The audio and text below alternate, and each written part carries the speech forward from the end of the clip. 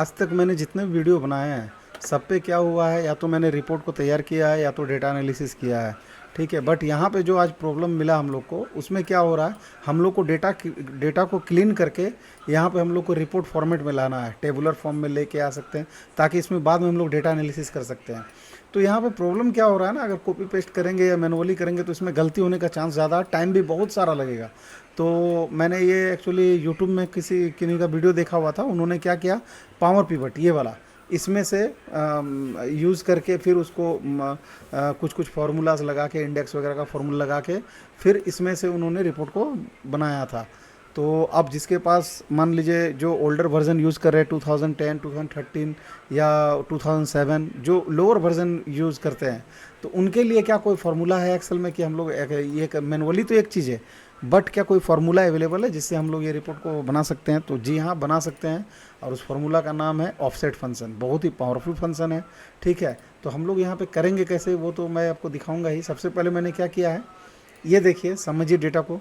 यहाँ पे 3 डेटा दिया हुआ है, कस्टमर, सिटी, स्टेट, फिर उसी में loan rate, balance, loan number, loan rate और लोन बैलेंस, फिर उसके बाद ओपन डेट, मैच्योरिटी, और उसके बाद ब्रांच। उसके बाद फिर डेटा जो है वो रिपीट हो रहा है, ये देखिए, फिर से रिपीट हो रहा है, फिर से, मतलब 6 रो तक जा रहा है, first, second, third, fourth, fifth, six. उसके बाद फिर रिपीट हो रहा है, फिर से दूसरा डेटा, दूसरा कस्टमर का डेटा आ जा रहा है। तो हम लोग को इसको लाना है टेबुलर फॉर्म में। ठीक है, अभी हम लोग कैसे करेंगे, ऑफसेट फंक्शन से। यहाँ पे मैंने हेल्प लिया है रो और कॉलम के लिए, यहाँ पे मैंने डेटा ले लिया, क्योंकि ये देखिए 1 2 3। ठीक है, उसका जो डेटा हमारा अवेलेबल है, यहाँ से अगर हम लोग लेंगे, फर्स्ट वाला में है, थर्ड वाला में है और फिफ्थ वाला में, सब में वही है। फिर यहाँ से देखिए, फिर यहाँ से है आपका फर्स्ट वाला में है, थर्ड वाला में है और फिफ्थ वाला में है। ठीक है, मतलब मान लीजिए अगर यहाँ पे है तो मेरा डेटा कहाँ से हो रहा है, फर्स्ट में है, थर्ड में है, फिफ्थ में। अगर 6 रो है तो डेटा मेरा है यहाँ पे अवेलेबल है। अभी देखिए इसको करेंगे कैसे, एकदम ध्यान से देखिए। सबसे पहले फॉर्मूला लगाएंगे, इक्वल टू ऑफसेट।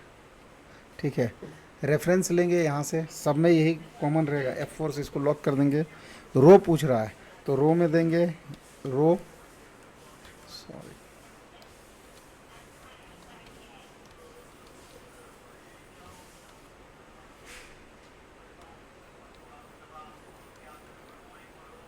सिक्स से इसलिए मल्टीप्लाई कर रहे हैं, क्योंकि 6 के बाद ये रिपीट होता है।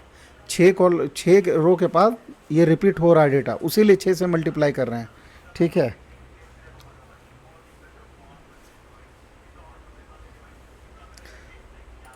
और ये रो मेरा फर्स्ट हो जाएगा। ठीक है, और जो कॉलम मेरा जो होगा 0 यहाँ पे देंगे। अभी यहाँ पे हम लोगों ने एक गलती किया हुआ है। क्या गलती किया हुआ वो मैं बता रहा हूँ आपको। यहाँ पे मैं सबसे पहले इसको हम लोग लॉक कर देंगे। किसको लॉक करेंगे, ये वाला सेल को लॉक कर देंगे। ठीक है, ये यहाँ से यहाँ तक। उसके बाद फिर आपसे कॉलम पूछ रहा, तो कॉलम में फिर इसको लेंगे और इसको भी हम लोग लॉक कर देंगे। ठीक है, फिर कंट्रोल एंटर करेंगे, आ गया हमारा। अभी देखिए सिटी, इसको फिर यहाँ से ड्रैग कर देंगे। ये देखिए इसका डिटेल आ गया, आप मिला लीजिए एक बार। 1 कस्टमर में 1, सिटी में हल्दिया, फिर स्टेट में CH, लोन नंबर में इतना, लोन रेट जो है वो है, लोन बैलेंस है, ओपन डेट है, सब कुछ मैच कर गया। अब हम लोग जब डेटा को, मैं यहाँ पे जो समझाना चाह रहा हूँ था कि अब यहाँ पे मान लीजिए डेटा को मैं यहाँ पे नीचे पेस्ट करता हूँ। ठीक है, ये 2 नंबर आ गया। अभी आप पूछिएगा कि रो में आपने यहाँ पे, ये जो रो में आपने यहाँ पे इस तरह क्यों किया। तो ये देखिए, जैसे मैं इसको सेलेक्ट कर रहा हूँ, और जो ओल्डर वर्जन यूज करते हैं उसमें F9 प्रेस कीजिएगा यहाँ पे जाके, तो वो आपको रिजल्ट दिखाएगा। ये 1 दिखा रहा है।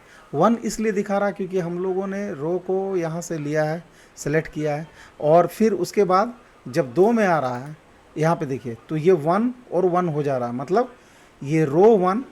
ठीक है, और यहाँ से कॉलम में 1 हो जा रहा है, मतलब यहाँ से मूवमेंट हो रहा है, कॉलम में 1 जा रहा है। फिर यहाँ पे जाइए आप, स्टेट में कैसे आ रहा है, ये देखिए यहाँ से कॉलम में 2 हो जा रहा है, यहाँ से कॉलम में फर्स्ट, सेकंड।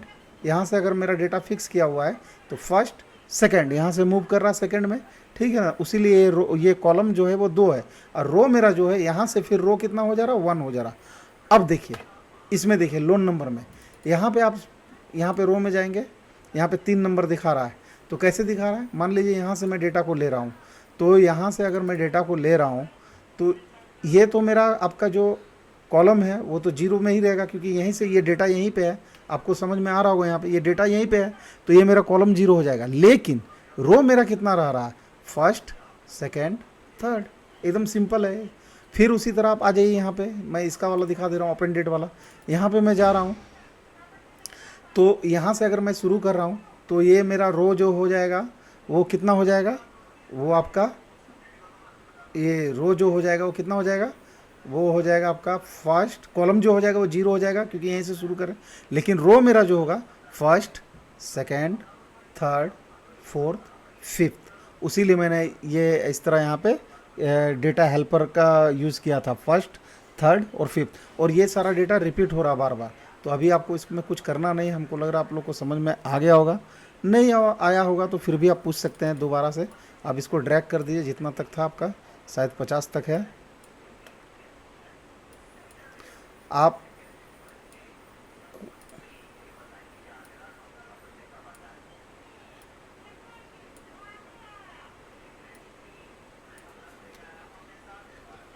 अभी आप कोई भी डेटा मिला लीजिए, चलिए मैं इसी का मिलाता हूँ, कस्टमर नंबर 3 का, नहीं सॉरी, मैं इसका मिलाता हूँ, कस्टमर 12 का। इसका क्या है, सिटी इरोड है और इसका लोन नंबर 5417 है और ऑनलाइन है, कस्टमर 12। चलिए मिलाते हैं, ये कस्टमर 12 इरोड है, देखिए मिल गया, 5417 है और ऑनलाइन है। तो ये आपका रिज़ल्ट आ जाएगा। ठीक है, अभी आपको मैं मैनुअली, अब अगर आप लोग चाहेंगे कि नहीं मैनुअली कैसे करेंगे, तो सब